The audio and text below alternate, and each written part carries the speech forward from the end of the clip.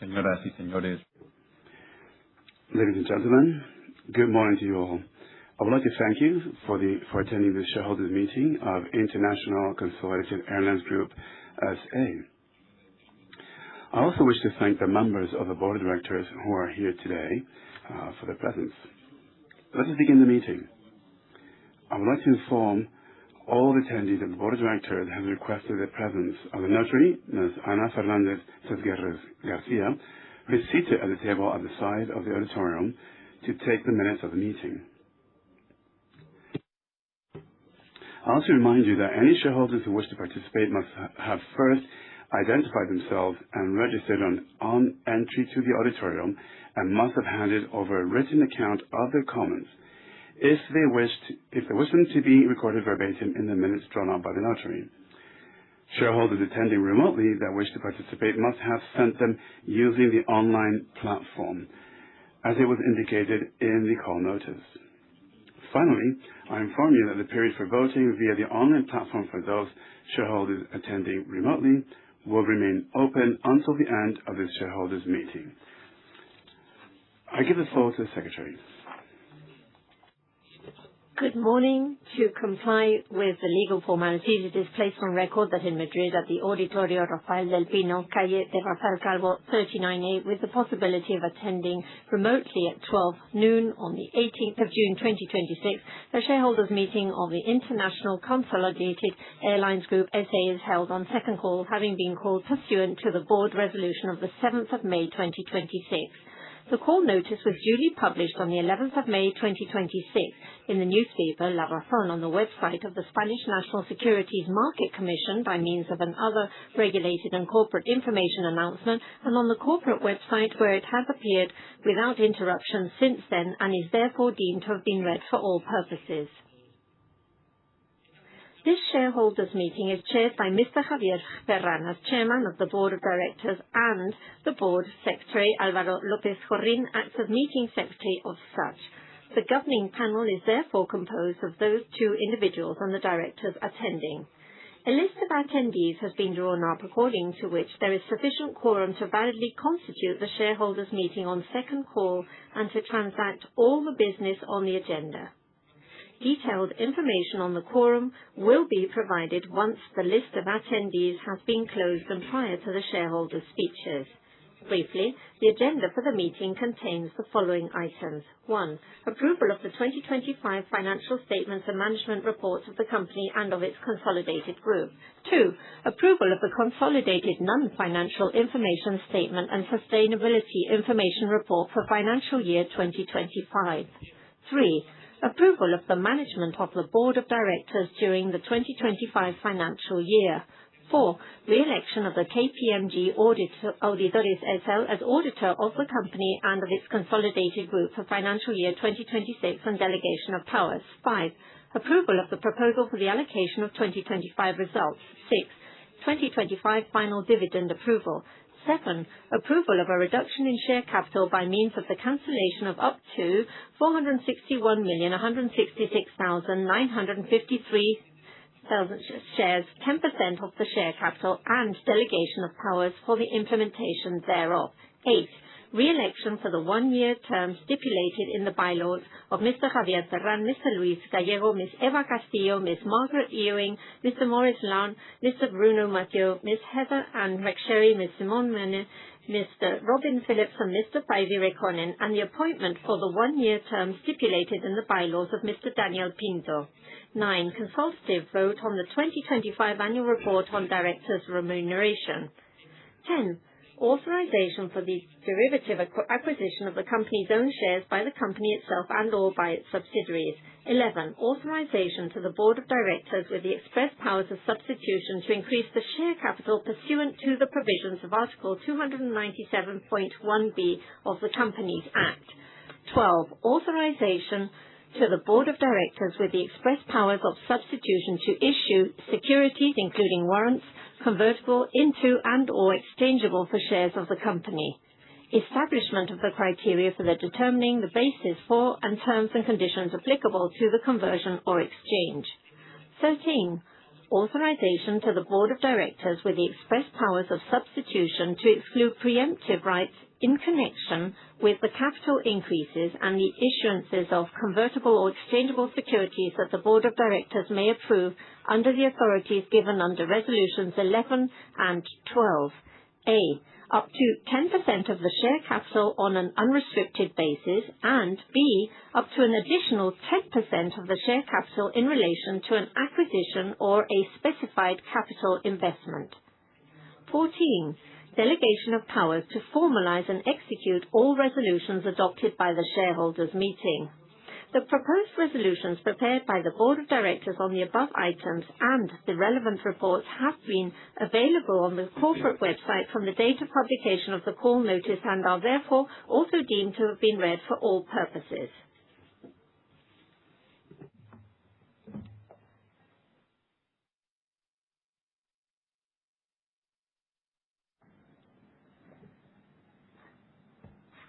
Estimados accionistas, Dear shareholders, it's a pleasure to welcome you once again to IAG's Annual General Meeting.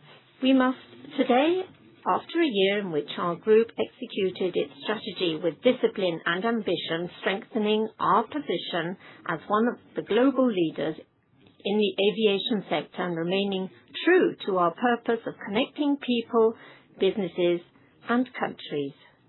Before going into detail, I would like to begin by acknowledging, on behalf of the board, the hard work, dedication, and commitment of everyone at IAG. Your efforts have been essential in navigating a complex environment, accelerating our transformation, and continuing to deliver solid results. And I would also like to thank all of you, our shareholders, for your trust and ongoing support. In the acknowledgements section, I would also like to recognize the work of our director, Nicholas Shaw, who is leaving our board after 9 years of service to the group.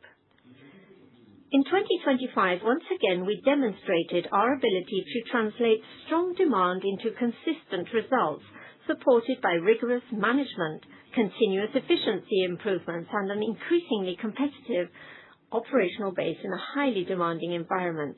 Our purpose is not just a statement. It is a guide for decision-making and a real foundation for long-term value creation. When we speak of connecting people, businesses, and countries, we are also speaking of contributing to the economic and social development of the markets and communities in which we operate, of facilitating opportunities and fostering relationships that generate shared prosperity. In 2025, we allocated 3.4 billion to strengthen the group's capabilities and prepare for the next stage of growth. This investment effort encompasses both the introduction of more efficient aircraft and improvements in products, technology, and key infrastructure to enhance the customer experience and strengthen our operational performance. The group's performance in 2025 allowed us to continue generating value for shareholders. In this context, we announced in February a share buyback program of 1.5 billion euros, of which 500 million euros has already been completed, and the second tranche of another 500 million is underway. Our priorities, as outlined in our strategy, are to achieve sustainable growth, industry-leading margins, and maximize returns for shareholders. We are well positioned to do that thanks to our strong balance sheet and liquidity, which allows us to keep delivering on our strategy and build confidence in IAG for the long term. We continue to embed sustainability in our business, and this commitment is reflected in the modernization of our fleet, in the search for efficiencies, in the push towards sustainable fuels and other initiatives to reduce our climate footprint through alliances and innovation. This advance should go hand in hand with a framework that allows Europe to reduce its emissions without undermining its connectivity or its competitiveness. That is why the transition needs to be orderly and pragmatic, built on measures that are effective and achievable. Governments and businesses need to work together so that sustainability strengthens rather than constrains a strong and competitive aviation sector. While our results are strong, we remain very focused on the external pressures facing our sector. Aviation continues to operate in a highly complex environment shaped by geopolitical tensions, airspace restrictions, supply chain challenges, and an evolving regulatory landscape. However, we are navigating this environment from a position of strength. The diversity of our airlines and businesses gives us flexibility, and our strong financial position provides resilience. Together, this allows us to respond with agility, manage the uncertainty, and continue delivering our strategy. Ultimately, our success depends on our people. Our colleagues are the ones who deliver our results every day. Their experience, dedication, and professionalism are what drives excellence across our operations and the service we provide to customers around the world. One of our greatest strengths is the diversity of our workforce. We bring together more than 120 nationalities with different backgrounds, perspectives, and experiences. Diversity makes us better. It strengthens our decision-making, fuels innovation, and helps us build a more resilient organization that is better prepared for the future. In terms of corporate governance, we remain committed to the highest standards of good governance and transparency. In 2025, we continued to comply with the Spanish and UK corporate governance codes, reflecting a disciplined management framework and a strong culture of accountability that we consider essential to sustaining the group's long-term success.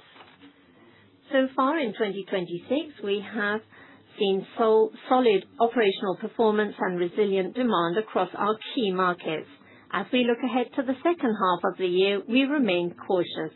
There are clear opportunities, but also ongoing challenges, from cost volatility to geopolitical uncertainty, such as the conflict in the Middle East, and a more demanding economic backdrop. In this environment, we will continue to rely on the strength of our brands, the diversity of the group, and our financial discipline to deliver our strategy, while ensuring our purpose, connecting people, businesses, and countries, remains at the heart of everything we do. It is something we can all take pride in, the role we play in supporting people, enabling growth, and contributing to the societies we serve. Thank you to all of you for your continued support. The CEO has the floor.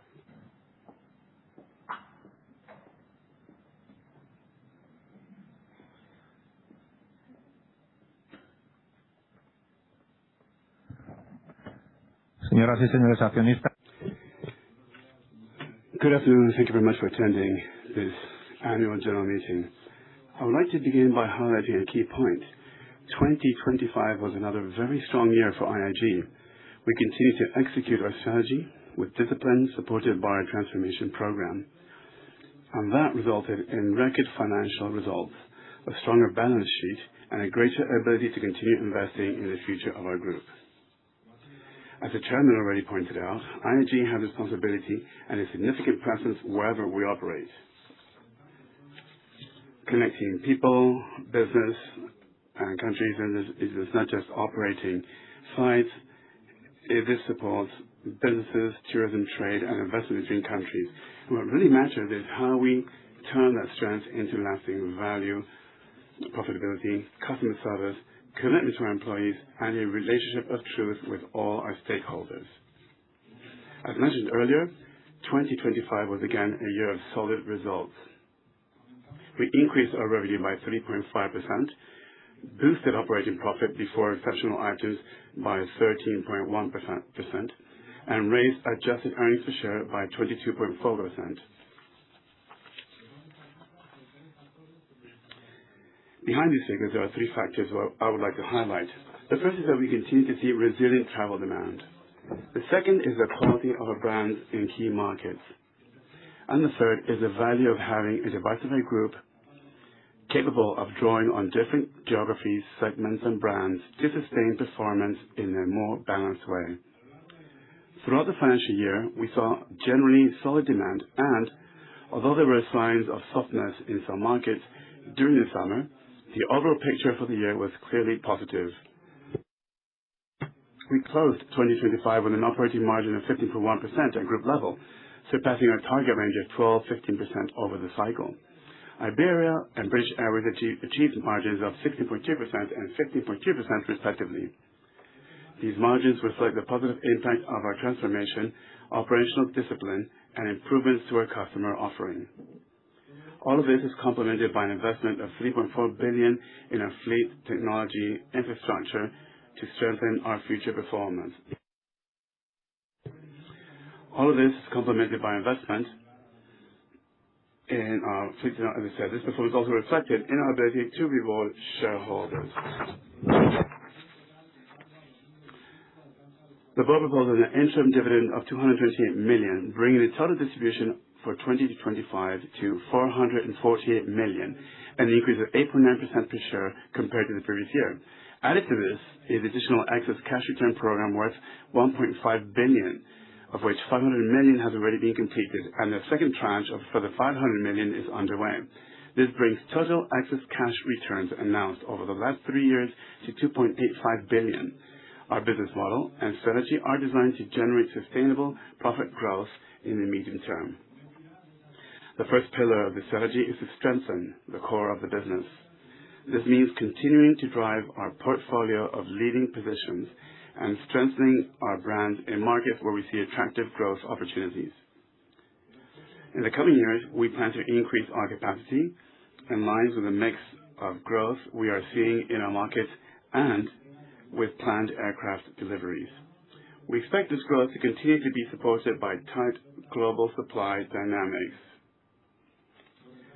Both delays in aircraft deliveries and the fact that a proportion of these aircraft are being used for replacement rather than growth are the main reasons for this dynamic.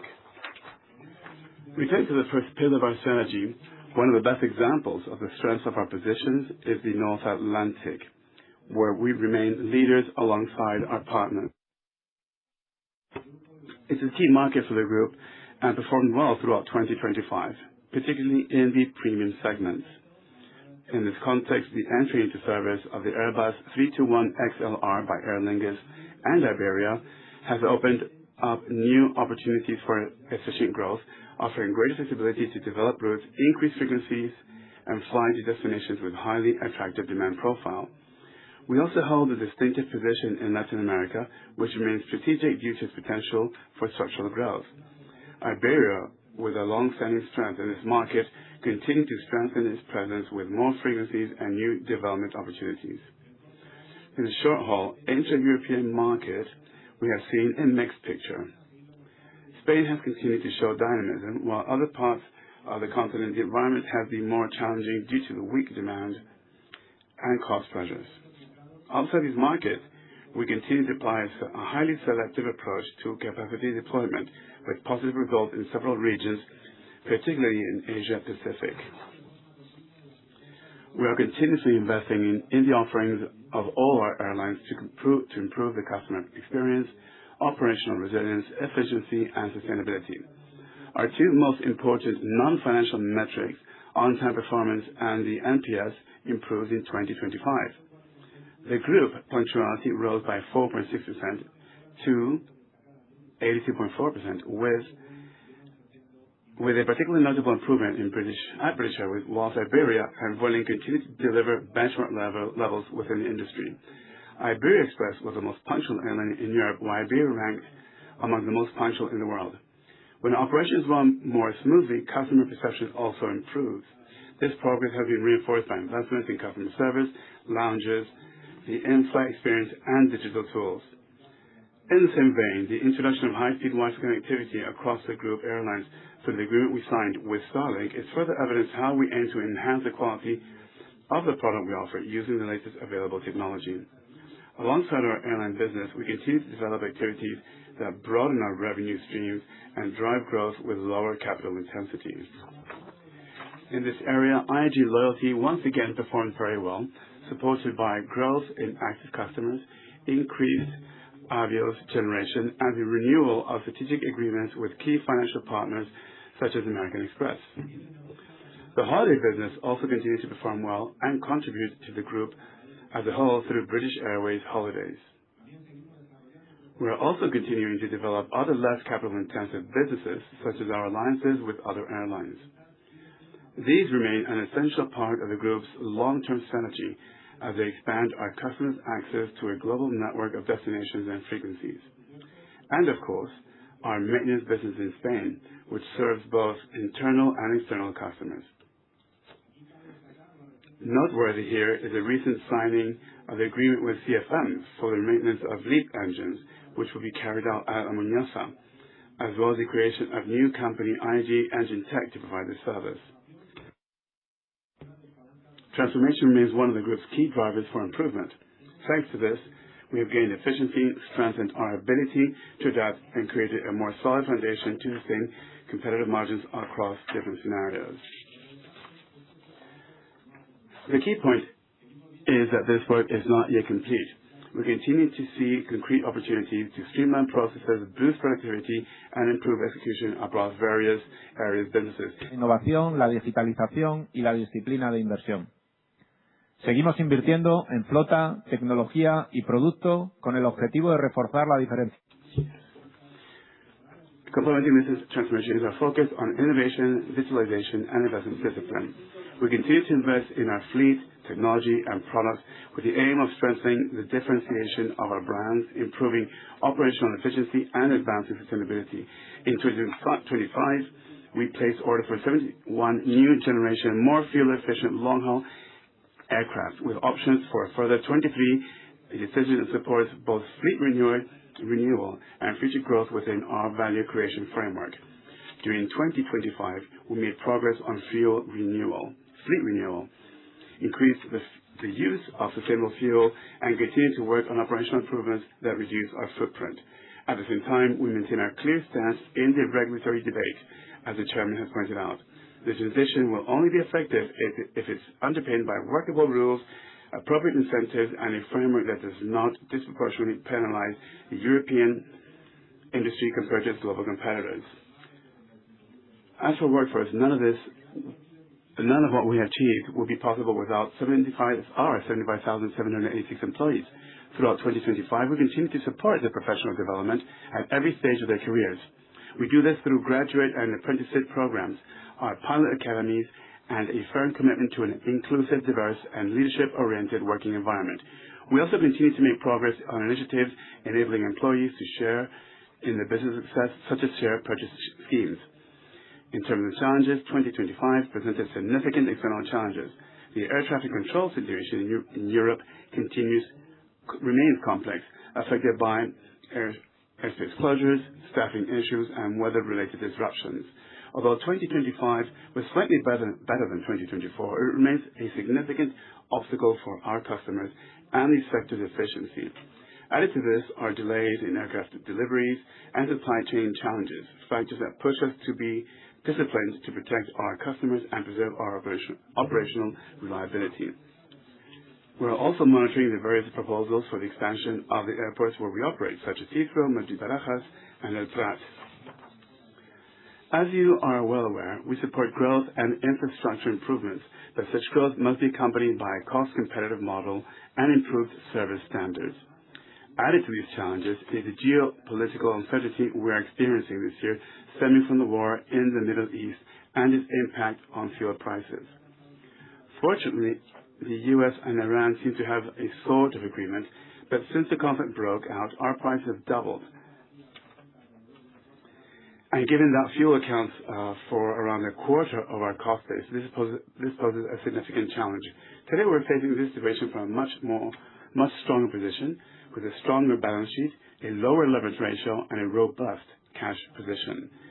This greater resilience, driven by transformation we are undertaking across the group, enables us to weather volatile situations, such as the current one, more effectively, better absorb cost pressures, and continue to manage the business with flexibility and long-term confidence.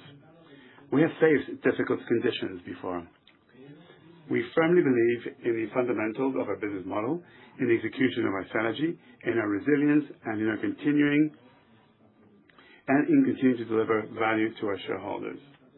Ultimately, a model and a strategy do not deliver results on their own. It is the people who make them happen. I would therefore like to conclude by reiterating my sincere thanks to our employees for their hard work, their professionalism, and commitment to maintaining the highest standards in very difficult conditions. To our customers for the trust they continue to place in our brands, and to you, our shareholders, for your constant support. It is thanks to this collective effort that we will overcome the current challenges and be prepared for those that lie ahead. Thank you very much.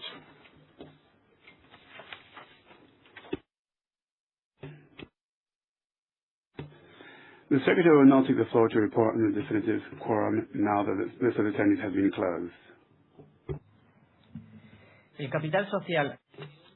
The share capital amounts to 461,166,952 euros and 70 euro cents, and is represented by 4,611,669,527 ordinary shares, each with a par value of 10 cents, belonging to a single class and series.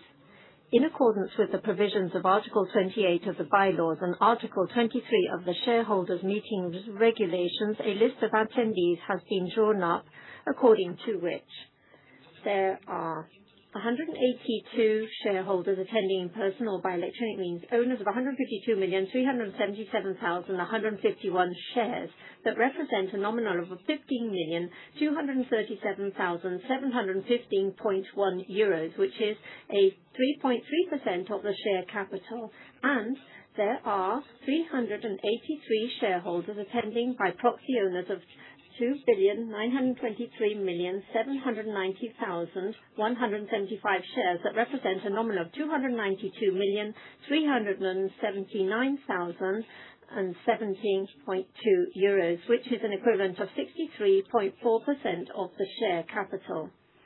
From the shareholders attending in person, 132 shareholders, owners of 150,944,040 shares, have exercised their right to vote through remote means. Therefore, there are 565 shareholders in person or by proxy in the general shareholders meeting, owners of 3,076,167,323 shares that represent a nominal of 307,616,732.3 euros, which is 66.7% of the share capital. It is placed on record that the stock treasury of the company, that is 250,522,152 shares, which represents 5.43% of share capital. It has been taken into account to calculate the percentages necessary for the constitution of this general meeting, but according to the law, the exercise of the voting rights corresponding to these shares is suspended.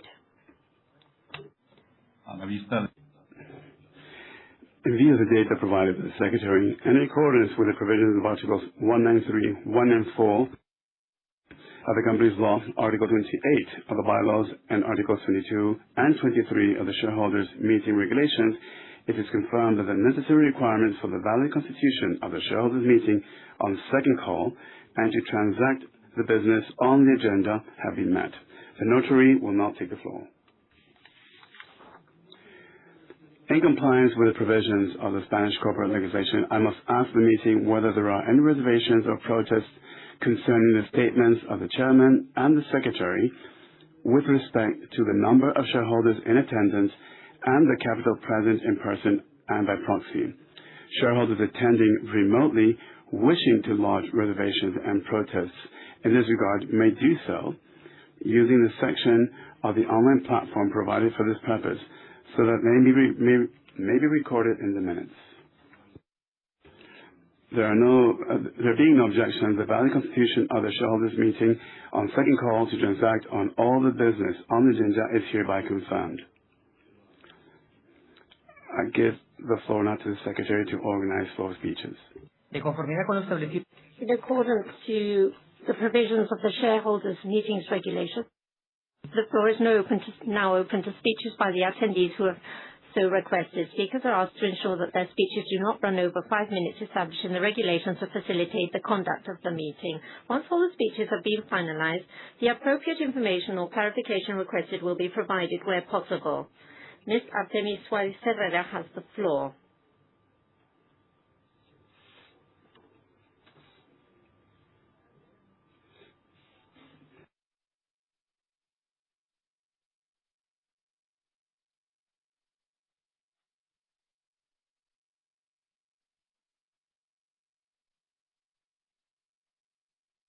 Good morning, Chair and board members and shareholders. It would seem that IAG's shareholders found enough kerosene to increase, which is good news for all of us shareholders, but also for you, the board members, and our company as a whole. Last year, I trusted a return of price at around €7 per share, but it seems that that objective is closer now. At the moment, we've surpassed the barrier of €5 per share, which places IAG's share and the takeoff ramp to levels post-pandemic. But, Chair, last year, I asked you 3 specific questions with regards to the capital reduction policy and the reduction in value of the share. And with all due respect, I must say that your answers were too generic in nature, without hardly any information apart from some general thoughts. So I would like to share a thought process with you all with regards to the lack of specificities and details given something which is becoming a common practice amongst management teams and listed companies. And I'm thinking here about the CEO of Repsol, Mr. José Yanimat, who seems to be a rara avis in the way he answers the questions. And believe me, this is a clear example to be followed. So, Chair and shareholders, when somebody has done 900 kilometers there and back to attend in person a general shareholders meeting and has taken the trouble to prepare a speech where not only I'm grateful for the management task you do, but also you create doubts about the future, I think it's not very respectful on your behalf towards that shareholder, but also towards all shareholders as a whole, to not take the trouble to develop in details the answers given to the questions asked by the shareholder. And I consider that when a person has a responsibility to manage a prestigious company such as this, they should show full will to give full transparency, and especially because of the interest shown by the shareholder in terms of the company. And the shareholders may only represent a small part of the capital, but we feel closer to the company than many of those big shareholders whose stake is measured in more than 5% rates of share capital. So this is just a constructive criticism. Thanks to the free float and the small shareholders, this is why companies can list on the IBEX 35, because one of the criteria to be included there is that the turnover should be wide in scope and that the free float should have an insignificant amount. And you mustn't kid yourselves. It is the shareholders that place you at the head of these companies, but those who really feel the heartbeat of the companies we invest in are the small shareholders, not the big shareholders. And like myself, we put our net worth at risk in the companies that we trust in. Many of us are your customers in addition to being your shareholders. And so therefore, Chair, with all due respect towards you and the board of directors at the helm of this company, I trust that you'll be able to give me more specific details and in the answers you give me. In September 2020, there was a capital reduction of 996 million, 663 years, and the number of shares remained constant at 0.5 to 0.10 euros per share. After a capital increase in October of 2020, and there were a number of shares at over 4 million, and the capital at 496 million. And the capital has been reduced by 7.23% through 2 amortizations of shares, one in September 2025, the other in March 2026. The number of shares in circulation is still over 4,600 million euros, 2.300 times those that existed before the pandemic, whilst the current capital is 46% more than what existed in 2020. So the nominal value is just a fifth, and the true value in terms of capital is approximately half of what it was worth then. So it's reasonable to suggest that a counter split at 2-to-1, although it's a neutral transaction in terms of capital, would be worth going into to increase the intrinsic value of the share, making it more appealing for shareholders and less volatile. So therefore, I would like to ask the question I asked last year again. Are you considering the possibility of doing a counter split to reduce the number of shares in circulation and to strengthen IAG in the markets, and through repurchase of shares, that's beginning to give the results to recover the value of shares and make it more appealing for shareholders? My second question is, after the program of 500 million in execution now, will you consider to reduce capital through repurchase, and what percentage of the share capital would you consider should be reduced in reasonable terms? And I'd like to convey to you my congratulations to you all because of the rhythm in reducing net debt in the company. As we've seen from the last quarterly results, the fact that the share profits has increased, as well as the reduction of 30% in the net debt of the company, we can only describe this as being a total success. Continue along these lines, because with a net debt ratio of 0.5 times, we can say that we are one of the airline groups that is strongest in the world with good creditworthiness. So I hope that the answers you give me will ensure that I still want to do that long journey from Asturias to come to this general shareholders meeting, or maybe I'll come by plane next time. That's also a possibility. Thank you very much. Muchas gracias, señor Suárez. Thank you. Mr. Carlos Fernando Álvarez Asensio has the floor.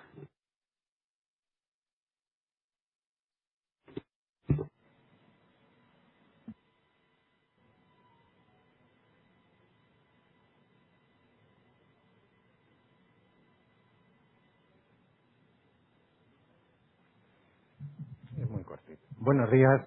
Good morning.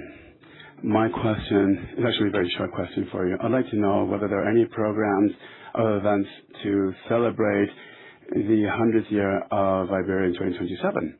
That's it. Thank you.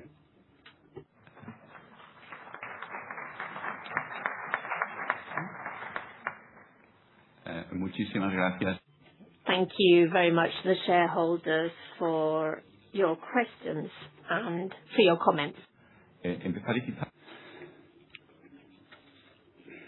I'll start with the second question. It is a historic year, and so I thank you very much for that comment. It is for the company, not just to celebrate for celebration, but also to thank and acknowledge the work of all those that have helped us. This is a key year for us, so it won't be a one-off event. It will be a number of events in the course of these coming 12 months, which are now currently being prepared. But it is a historical moment, and certainly a time to celebrate. Thank you very much for your question. As for the comment from our shareholder, Mr. Herrera, I'd like to thank you again for traveling so far to come here, for your attendance here today. I make a clear note of your comments, and I do apologize if where you believe that we have not been followed your expectations or met your expectations. Now, relating to your questions, the third one is not so much a question as a comment. I do agree with what you say, and we very much appreciate your very kind words. But perhaps let me answer them jointly, because there's certain link and flow between them. Now, specifically, no, we're not at present considering a counter split. The company has a lot more individual shareholders than most listed companies for historical reasons, and a lot of them are in fact in Spain, because this is the result of the Iberia's privatization scheme. We also have about 75,000 employees across the world whom we welcome and invite to become shareholders. A lot of them, out of effective purposes, give one share to their children. A lot of them are minors, of course. A counter split would increase the price of the share. The financial impact, of course, is neutral, but we think that for now, it is better to continue with this accessible value in consideration for these personal circumstances, which I just mentioned. We do hope the share to go up, and hopefully, nominally or symbolically, we can review or get a higher price than what we had in the past. Regarding your second question, we did announce this scheme, and our purpose here is to be disciplined on the use of the company's resources, where the priority is the business, its growth, and then to remunerate our shareholders through dividends. And if we have additional resources, we invest them in the best possible way. And if we believe that the price of the share is attractive, and only those circumstances, then we would consider share repurchase scheme. It is our purpose to stick to this policy, and as a result, there might be repurchases in the future. Now, your specific question is, do we have a limit concerning these repurchases? And the answer to your question is no, there is no limit. But let me give you more details on this, specifically on what you've asked. What could happen is that if, at a given moment, when you repurchase and the price continues to go up, and there's significant repurchase, and the price of the share reaches a certain level, that instead of a counter split, we would do a split to continue to have the attractiveness of the company to the families and the shareholders, the individual shareholders of the company, that is. I hope I've answered your question. Many thanks to everyone for their contributions. We will now endeavor to answer the questions issued. It is now time to submit the proposed resolutions prepared by the Board of Directors concerning the items on the call notice agenda to a vote. The floor is granted to the Secretary.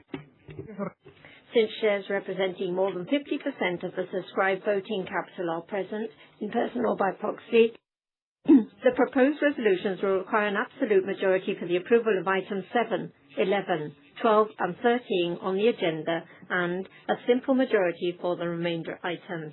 Shareholders may vote for, against, or abstain from voting in relation to some or all of the proposed resolutions, for which purposes they must complete and sign the voting card given to them on entry to the auditorium and hand it to the notary's table at the end of the meeting, or follow the voting procedure established in the online platform for those attending remotely. If cards were handed in with some of the voting boxes left unchecked, the vote will be deemed cast in favor of the resolutions prepared by the Board of Directors. In contrast, if voting cards are not handed in, the shareholder will be deemed to have abstained from voting on all items put to the vote. I remind the meeting that in accordance with the provisions of Article 32.2 of the Shareholders' Meeting Resolutions, once the chairman has a record of the existence of sufficient votes in favour, he will declare that the resolutions have been approved without prejudice to any statements made to the notary by the shareholders. Both votes cast using remote means, as well as the direction of votes cast on the different proposed resolutions prepared by the Board of Directors in the case of proxies, have been duly processed, and the results will be provided to the notary. In light of the available data, with more than 99.99% of votes having been counted, it has been verified that all the resolutions proposed by the Board of Directors have received the favourable vote of a number of shares exceeding the majority required by law and the bylaws for their valid approval, as explained previously. Accordingly, I declare that all the proposed resolutions prepared by the Board of Directors have been approved, without prejudice to the votes cast at this meeting by the shareholders present, which will be duly counted in the result of those votes. The notary will authorize the minutes of this meeting, adding necessary legal requirements. The shareholders' meeting is therefore adjourned. Many thanks for your attendance.